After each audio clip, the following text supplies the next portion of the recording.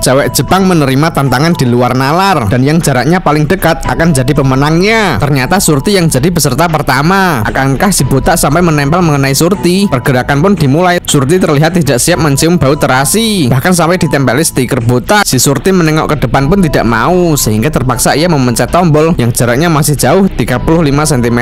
Surti pun selamat dari bau terasi, tapi ia tidak berhasil memenangkan tantangan. Namun kalian tidak akan menduga jarak di peserta selanjutnya akan sedekat apa. Ternyata peserta selanjutnya dipilih secara acak, dan Yani yang terpilih sampai ia nangis. Tapi ia tetap menerima tantangan ini. Pria buta ini sudah mulai bergerak. Hampir saja Yani memencet tombol karena ketakutan. Menurut kalian akan jadi seberapa dekat? Jarak si buta pun semakin dekat, dan bau terasi sudah tercium sangat menyengat. Ternyata sampai menempel hingga Yani menahan napas, sampai mendorong Yani ke belakang, membuatnya jadi pemenang. Prajurit ini terlalu licin sehingga sulit ditumbangkan. Awalnya Tarjo diam-diam menyelinap ke wilayah musuh. Tiba-tiba ada bombardir, tapi anehnya Tarjo tidak kena sama sekali. Agar tetap hidup, Tarjo segera tiduran pura-pura tumbang sambil mangap. Kapten pecinta nasi ini pun masuk bersama si Ucok asistennya. Mereka pun sibuk diskusi, membuat Tarjo kepanasan kena sinar matahari sehingga menggerakkan kepalanya. Si Ucok langsung melihatnya, tapi kapten sudah yakin musuh tumbang. Tarjo pun segera geser tempat yang lebih teduh dan mangap lagi. Sayangnya malah ada lalat mampir. Ucok pun seketika melihat Tarjo kedip, membuatnya sangat yakin musuh masih hidup. Kapten pun menuruti kemauan si Ucok untuk memastikan semua musuh tumbang. Segera senapan bermata pisau diambil. Terlihat Tarjo deg-degan parah, tapi yang pertama dua temannya yang sudah jelas tumbang. Malah kapten diperintah lagi oleh Ucok, tapi uniknya Tarjo bisa menghindari pisau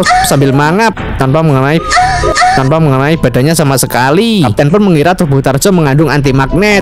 Banget anjing. Karena lancang kepada kapten, Ucok pun berakhir mengenaskan. Di samping Tarjo yang masih hidup, kapten pun cabut, tapi uniknya peluru tidak menembus. Ucok dan Tarjo selamat. Terus apa yang akan mereka lakukan? Jepang kalau mengerjai orang tidak main-main, bisa-bisanya bikin orang mencret maksimal. Awalnya botak mencari posisi dan pura-pura bersin untuk meredam suara kentutnya.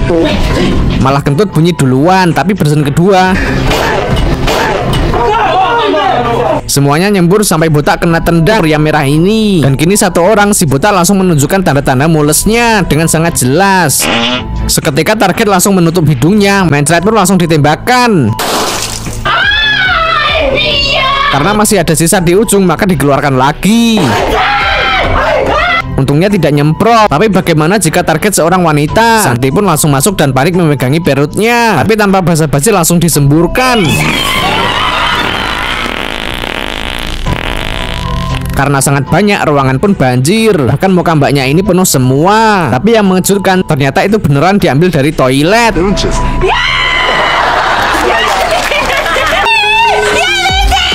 Pernahkah kalian digelitikin sampai ngakak sendiri? Si Sugi tiba-tiba diangkat banyak orang. Ternyata ditali dan digelitikin semua orang. Sugi pun tidak bisa menahan tawanya, bahkan sampai ngiler membasahi baju Sugi sampai ke tangan orang-orang. Tapi yang mengejutkan, setelah 10 menit tiba-tiba si Sugi diam. Ternyata ia mulai mati rasa, tidak bisa merasakan apapun. Namun kali ini seorang cewek. Tsunade langsung dikejar banyak orang. Ternyata ia juga dibawa ke papan ini, dan ia tidak bisa bergerak kemana-mana. Bahkan suara ngakak Tsunade lebih keras daripada si Sugi tadi.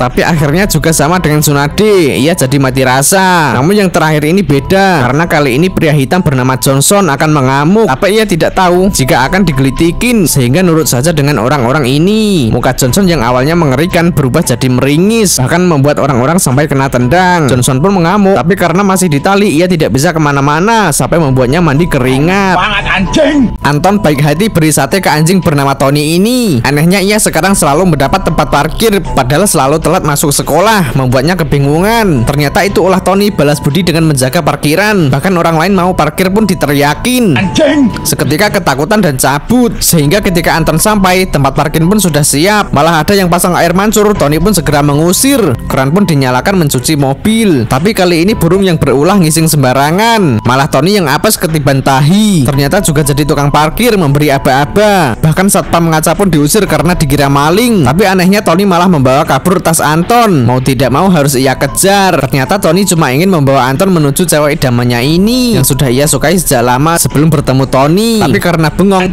Tony teriak lagi menyuruh Anton membantu cewek ini. Akhirnya Tony pun meringis, rencananya sukses mengakhiri masa jomblo Anton. Maukah kamu mengadopsi anjing seperti Tony ini?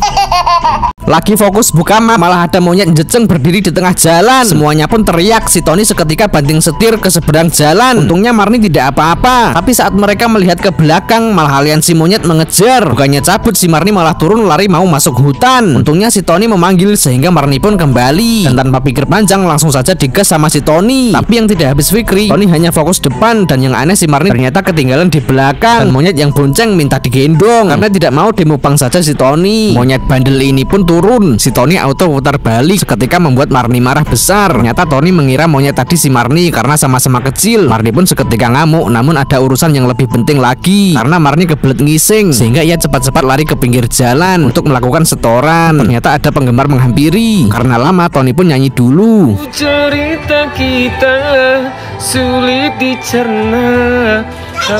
Tiba-tiba Marni teriak. Ternyata suara merdu Tony membuat ngising Marni cepat keluar. Tapi karena tidak ada tisu, Tony pun dengan sukarela memberikan kaos kakinya. Tapi malah Marni tidak mau sehingga dibuang. Padahal sudah tidak ada alat lain untuk cebok. Karena Marni tidak mau menggunakan daun, baju pun direlakan kepada Marni agar bisa cepat pulang. Namun akibatnya di jalan malah ditertawakan oleh bocil FF ini karena penampilannya seperti gelandangan. Andika menendang bola setinggi langit dan 5 jam baru mendarat. Kini waktunya latihan mengontrol bola, tapi pakai telur. Telur pun langsung dilempar, tapi malah pecah. Karena Dontol sangat suka telur, maka apapun yang menghalanginya ditabras sampai ia bisa mukbang telur ini. Nekatnya pelatih melempar telur ayam ke celana Andika. Dengan panik telur pun disuruh mukbang temannya. Dontol pun langsung mengincar temannya ini merebut telur ayam. Ini pertandingan yang sebenarnya antar RT. Tiba-tiba kunci Inggris jatuh. Pria ini pun pura-pura habis dari bengkel. Kemudian malah palu jatuh. Ternyata sehabis dari bengkel, pria ini juga kerja tukang bangunan. Namun itu cuma alasan. Musuh benar-benar main curang, bahkan sampai menyuruh pakai topeng karena kalah telak. Semua orang pun tertawa. Tiba-tiba Andika bertapa. Ternyata mereka baru akan mengeluarkan kekuatan yang sebenarnya dengan mengumpulkan energi alam. Kunci Inggris ini pun langsung bengkok. Bahkan perut bisa meluncurkan bola membuat musuh mental. Ternyata kiper tim Andika juga tidak main-main karena ahli kungfu. Tendangan 1000 sepatu pun langsung dikembalikan ke pemiliknya masing-masing sampai terlempar semua. Bahkan bola bisa membuat bengkok gawang. Musuh pun kabur. Tim Andika jadi ditakuti skuad RT sebelah. Orang Jepang ini main gasing, tapi beda dari yang lain karena selain untuk dimainkan sekaligus untuk mengebor celah di antara dua gunung yang identik. Posisi pun dikunci agar pengeboran tepat sasaran. Pak Ijo meronta kaget merasakan putaran, tapi Pak Ijo merasakan efek yang sangat maksimal karena putaran gasing terlihat begitu kuat. Gesekan gasing dapat mungkin sekali membuat percikan api di dalam. Karena gasing tumpul, Tukiman menyarankan yang lebih runcing dan bergerigi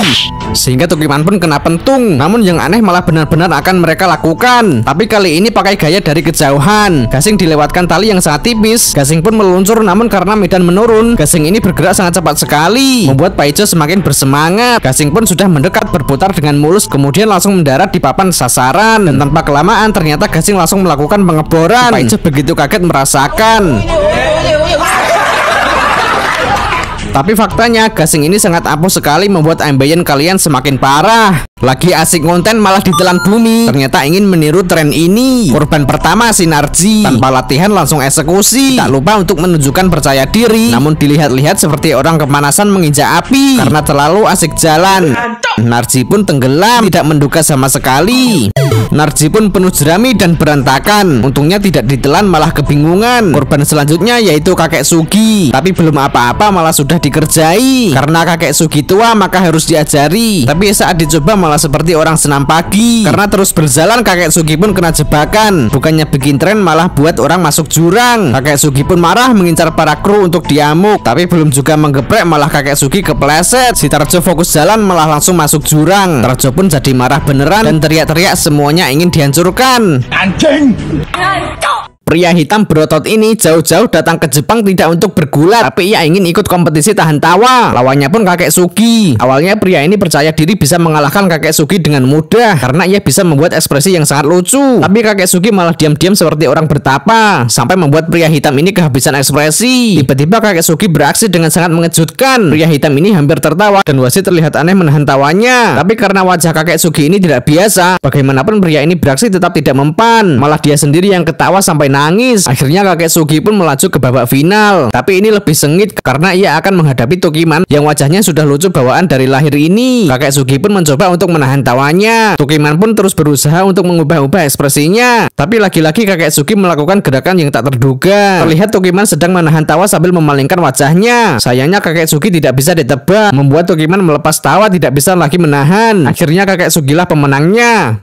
Tiba-tiba kepala Tokyo Genjeh botak sebelah. Ini malah bajunya hilang. Awalnya Tokyo bangun tidur malah barang-barangnya hilang. Bahkan meja pun ikut hilang karena sentuhannya. Barulah Tokyo melebarkan matanya sambil mencerna kejadian. Malah kasurnya hilang karena menyentuh lantai. Rumah pun ikut hilang. Membuatnya bingung sambil pegang kepala. Malah tangannya ngecap di kepalanya yang jadi botak. Karena penasaran bajunya pun dihilangkan. Ternyata ada Tsunade lewat. Tokyo pun jadi panik sehingga mereka ribut dan tak sengaja Tokyo menyentuh seragam, membuat lato-latonya dihantam. Dan saat bersamaan polisi datang mengira kejahatan sehingga langsung mengeluarkan amunisi mengejar Tokyo yang lari nyeker, tapi malah ada mobil langsung di stop, auto menghilang. Akhirnya Tokyo lolos, ternyata sudah dihadang, tapi ia mengecoh dan tidak sengaja menyentuh kepala Hokage yang auto botak. Dan kali ini malah polisi yang buat masalah meluncurkan bayi ini sehingga terbang sangat tinggi. Tokyo pun berniat untuk menolong, tapi karena teringat dengan kekuatan terkutuknya maka pakai punggung saja, tapi malah menyentuh jalan, bumi dan seisinya pun seketika hilang.